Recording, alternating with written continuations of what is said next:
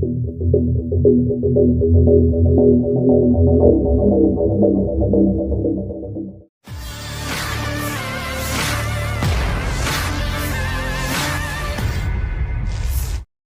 henti-hentinya kelompok militer Rusia mengirimkan serangan brutal ke arah kelompok militer Ukraina, seperti yang terlihat dalam sebuah video yang ramai beredar di media sosial Telegram pada Kamis 21 Maret 2024. Pada awal cuplikan video terlihat pesawat tak berawak Rusia yang mendeteksi pergerakan prajurit Ukraina di medan pertempuran. Tepatnya di arah Kherson, kelompok pasukan Dnepr menjatuhkan granatnya dengan tembakan yang presisi. Hasilnya terjadi ledakan dahsyat dan memicu kepulan asap yang tebal seperti yang terekam jelas dalam video. Sejalan dengan hal tersebut dilansir dari website resmi kompas.com, Ukraina akhir-akhir ini semakin kerap melancarkan serangan artilerinya ke fasilitas minyak dan gudang di Rusia. Presiden Rusia Vladimir Putin pun merasa situasi pasukan Rusia di wilayah Ukraina mulai mengkhawatirkan, sehingga ia berencana membangun tempat perlindungan di tempat tersebut. Hal itu disampaikan Putin usai hasil awal Pilpres Rusia menunjukkan kemenangannya.